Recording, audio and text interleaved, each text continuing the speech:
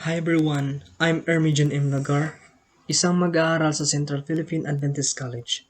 Sa bidyong ito, pag-uusapan po natin yung tungkol sa tatlong topiko na the First Cry of Revolution, the Heros Assembly, and Rizal Retraction. Gusto ko pong i-express yung stand and point of view ko regarding sa topic na ito. So una, pag-uusapan natin yung the First Cry of Revolution.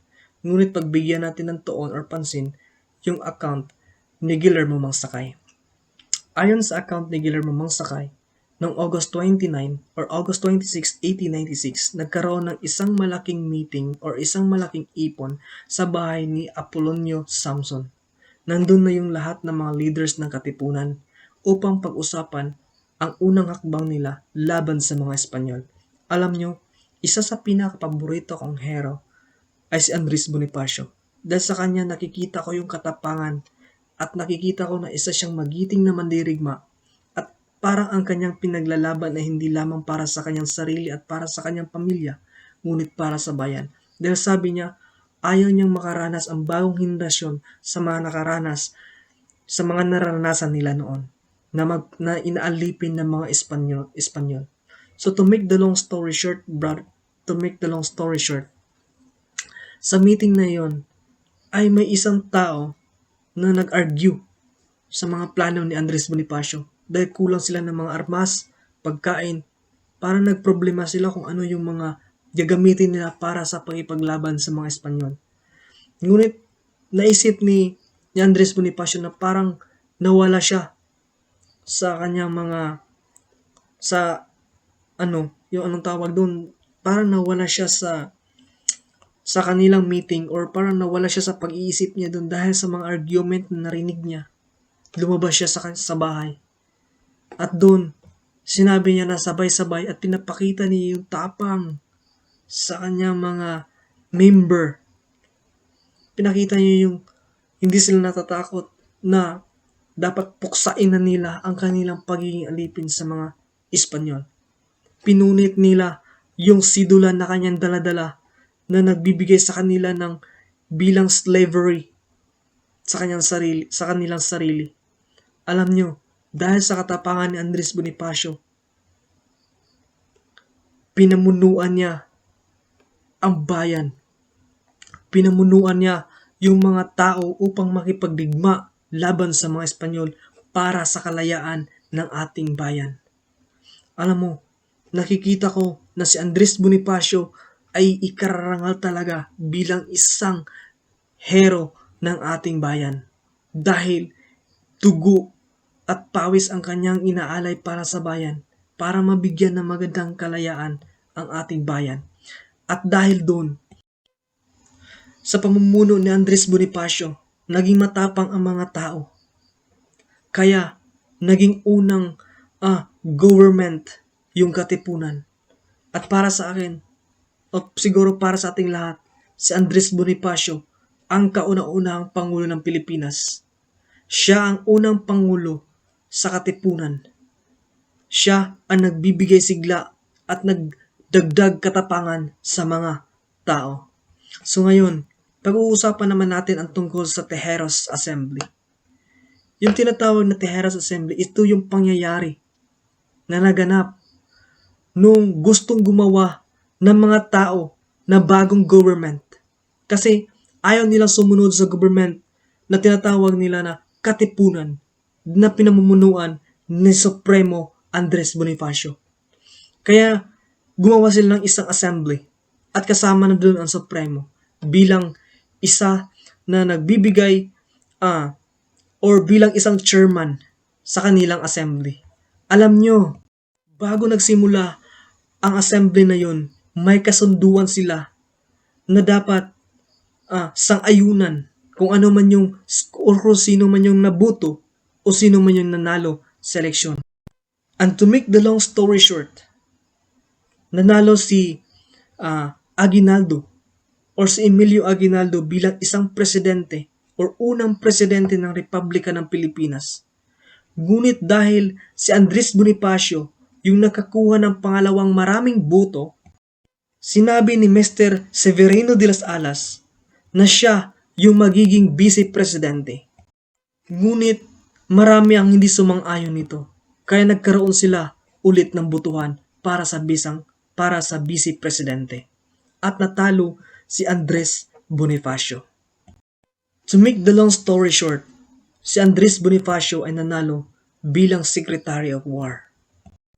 Ngunit si Daniel Terona requested for a restoration of order and then spoke loudly. Sabi niya, "My brethren, the office of Secretary of Interior is of so great a scope and of such sensitivity that we should not entrust it to one who is not a lawyer." So naghahanap siya ng lawyer. At parang sa narinig ito ni Andres Bonifacio, parang naiinsulto si Andres Bonifacio eh. Sino namang hindi maiinsulto sa mga ganong mga pag-deliver ng mga words? Kung sabaga iisipin niya na kung sabaga parang iniisip ni Terona na bakit ibibigay natin ang posisyon ito sa taong wala namang pinag-aralan. Kaya doon, classmates. Kaya yun, nag-re-elect sila ng Secretary of War at si Mr. Jose del Rosario yung pinili nila kasi lawyer daw yun eh. Kung tayo naman sa posisyon ni Andres Bonifacio, syempre medyo masaktan tayo at magagalit. Supremo tayo sa katipunan eh. Tapos ganun lang tayo ng isang tao. Syempre may pride din yung tao ngayon. At sa noon. At dahil sa mga pangyayari yun, napikon si Andres Bonifacio. Tumayo siya. At parang nagagalit siya kay Mr. Daniel Terona. Ano yung pagkatapos nun? Sinabi ni Andres Bonifacio, tumayo si Andres Bonifacio at sinabi niya, bilang chairman sa konbensyong ito, or bilang may kakayahan tumayo si Andres Bonifacio at sinabi, sa aking kakayahan bilang chairman sa konbensyong ito at supremo,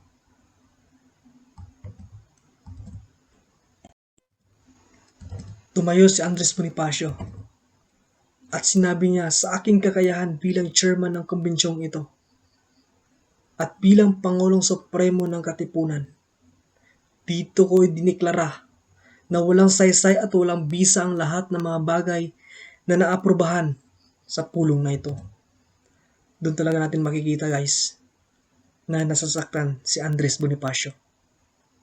At umalis siya sa pulong kasama yung mga sumusunod sa kanya at yung iba pa na nakikinig sa pulong na yon.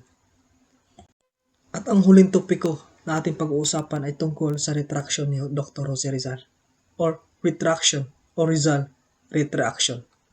Alam natin na sa panahon ngayon, pinagdidibatihan pa rin ito ng mga mag-aaral. O ano ba talaga yung nangyari? Nag-retract ba talaga si Rizal o wala? Para sa akin, nakumbinsi ako sa critical analysis ni Rafael Palma. Kasi ayon sa kanyang critical analysis, hindi talaga nag-retract si Dr. Jose Rizal. First nga nakita ko doon sa kanyang critical analysis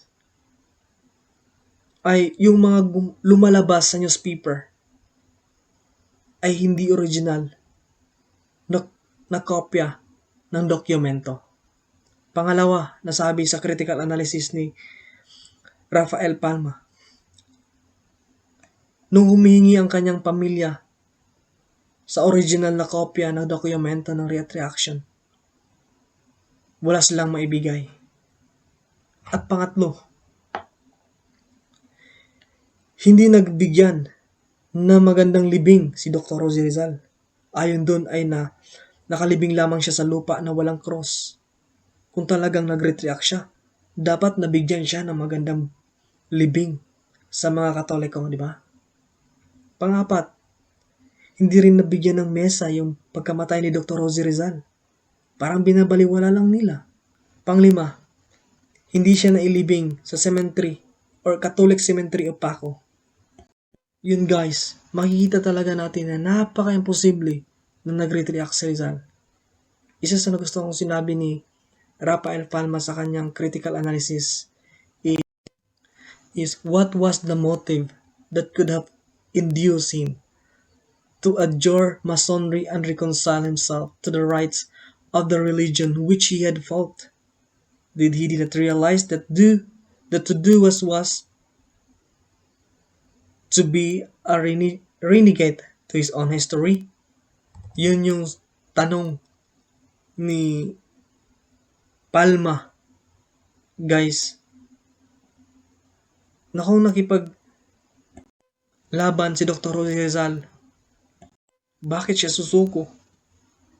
Na yung buhay niya ay nasa huling paghinga na lang. Bilang na lang yung oras niya. Kung sumuko siya sa time na yun, dapat hindi siya pinatay. Yun yung malaking katanungan, guys. Kaya para sa akin, pabor talaga ako sa sinasabi ni Rafael Palma. Hindi talaga nag-react si Dr. Jose Rizal. Ngunit sumusunod lamang siya sa kanyang puso. Kung ano yung nasa puso niya, yun yung sinusunod niya. Alam nyo guys, it was stated that Rizal left his Catholic faith and believed the word of God, which can be found in the Bible. Yun. Makikita talaga natin na napaka-sincere ni Dr. Jose Rizal. Kasi kung sumuko siya, parang mawala yung kasaysayan na ginawa niya sa Pilipinas. He is our national heroes. Kaya dapat natin isang itangkilik at bibigyan ng halaga yung mga bagay na ginawa ng ating mga nununoon. At hindi natin kakalimutan na dahil sa kanila, nagkaroon tayo ng kalayaan dito sa ating bansa. May the Lord God bless us all as we study more about the history of the Philippines. God bless and take care.